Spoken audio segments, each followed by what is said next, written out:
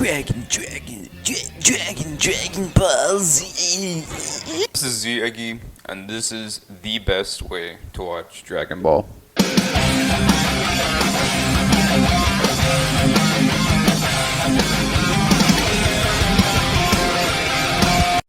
I'm sure you heard of this weird anime, where a bunch of people on testosterone scream out their lungs, arguing who's stronger and just blasting each other. And you're probably like, why would I ever watch that show? Oh my god, it's so weird. Why would I do that? Well, let me tell you something, you are missing out on one of the best series ever, and you're just experiencing it in a very horrible way, due to the fanbase and the formats that are given.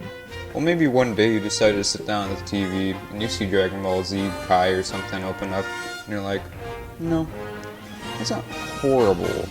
Maybe I should try and watch it. Well, if you're here for that exact reason, I am here to tell you the best way possible to watch it. There are many ways of watching Dragon Ball that a lot of Dragon Ball fans end up falling into. Maybe it's just skipping Dragon Ball Z entirely and going to Super. Not me. It definitely wasn't me. Or you can just be the kid who grew up with it while watching TV and just thinks it's really cool, and now you're a DBZ fan. Just a very fair warning, the Dragon Ball fanbase is horrible.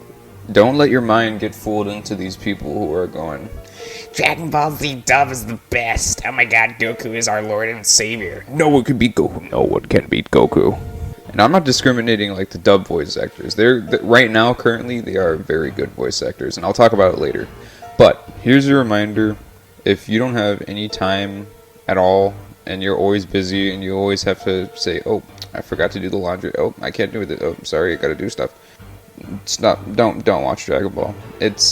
Don't start the anime genre in general if you do not have time. I'd just leave it to the side. And I know that's really bad advice, but it's true, because in order to enjoy it, you actually have to have the motivation and time.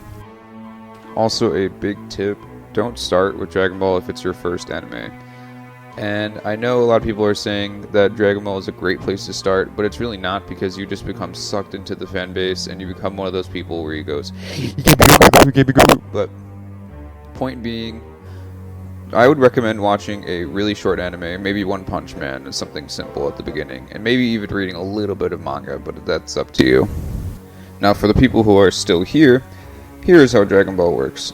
There are 3 divided sections. Well, main sections right now in Dragon Ball. Really, it's supposed to be one big section of Dragon Ball, which the creator, Akira Toriyama, has written both original Dragon Ball and Dragon Ball Z, which we know today. And then that's where it ends for his story mostly, and then he comes to help in the future. And then the third one I was about to say is Dragon Ball Super. During Dragon Ball are the events of the little kid that you see named Goku. That's all I'm not gonna spoil anything. I mean, I'll show some clips here and there, but you've probably already seen them. But Dragon Ball Z is when they're grown up, and Dragon Ball Super is also grown up, but Dragon Ball Super is the most recent, and a lot of people have a lot of feelings towards it. But don't let me mistake you. Do not go skipping like I did. I started off with Dragon Ball Super, and don't get me wrong, I loved it, but the amount of hate that it gets is incredible.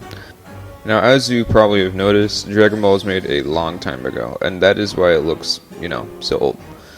Always make sure to skip filler. That is the biggest tip. Please always skip filler in any anime. It's not just Dragon Ball. Just any anime in general. Skip filler. So if you have the time, go ahead and watch the anime. If not, I'd recommend just reading the manga. Now, if you're trying to skip filler, it's easy to find. Just look it up. Go type in Dragon Ball filler list, and boom, you'll get your filler list. The first part of Dragon Ball started in 1986, and it has 153 episodes. Now, this is me personally, but I would highly recommend reading the manga, because 1, the manga is quicker. There is a colored version out for free, which I'll not explain how to do, but I'm sure you can find it easily. The anime dub and sub is not bad, don't get me wrong. The animation's okay, and it's fun. But I would recommend just reading the manga. It takes a few days at most, and it's just quicker. During this time, Dragon Ball was more in a comedic state, so you won't be seeing as many serious fights as you do later on. But you might as well just enjoy it while you still have it.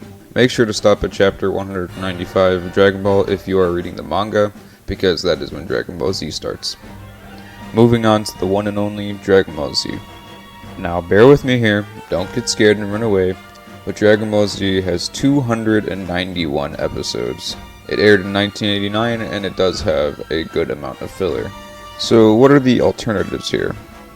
To start off, if you do have the time and plan on watching Dragon Ball Z, please don't watch the Dragon Ball Z dub. It's bad. And anyone who tells you that it isn't bad, the original Dragon Ball Z dub, if they tell you that it's not bad, that's all nostalgia. That is 100% nostalgia. Gotcha. You're lucky I'm so fast. This ball will go boom if it touches anything but me.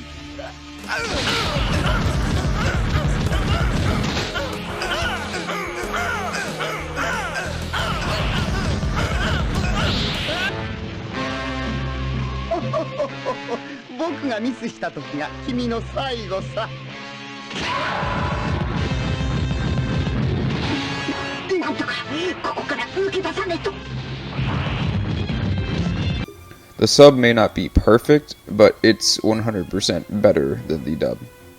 Just a fair warning, it will have a slower pace just because they were trying to drag it out and make more money and revenue from the episodes because of how many there are.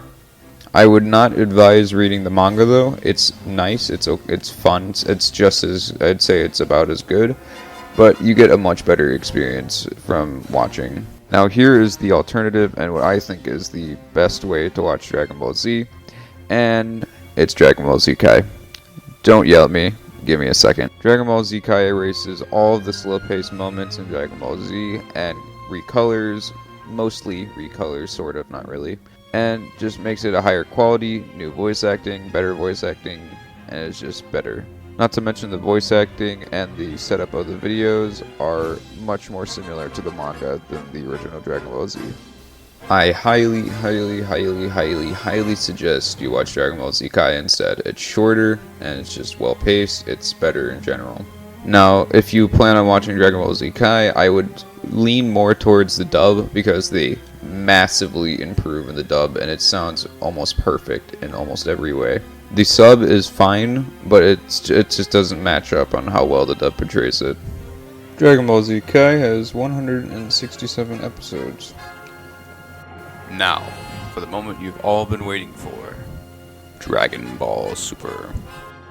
So Dragon Ball Super is the newest format of Dragon Ball. It has a new style and isn't entirely directed by Akira Toriyama, the creator of Dragon Ball, and it's very controversial to the fan base.